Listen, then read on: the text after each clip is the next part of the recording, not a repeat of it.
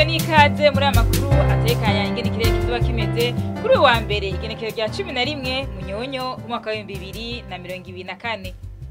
Ejo mu gitondo hitezwe imvura mu ntara nyinshi zigize igihugu cacu.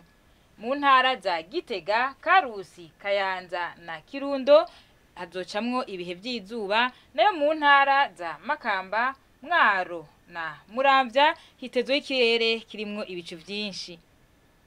Azoba hakanye gusumba handi ni mu ntara za Bururi, Kayanza na Ngozi abipimo bizoba kuri degre Celsius 13. Ku muhingamo naho hitezwe imvura mu ntara za Makamba, Rutana, Mwaro, Muramvya, Bubanza, Cibitoke, Kayanza, Ngozi, Muyinga, Cankuzo na Kirundo, nayo mu ntara zisigaye z'igihugu hakaba hitezweyo ikirere kirimwo ibicu vyinshi. Azoba hashushe gusumba handi ni mu ntara ya Cibitoke abipimo bizoba kuri degre Celsius 28.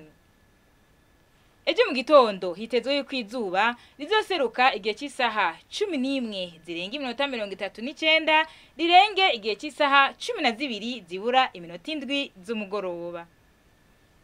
Aha rero niho harangirira no makuru atekanye ikirere mwateguriwe n'ikigo ca Ijebu kijejwe ivy'ibirere.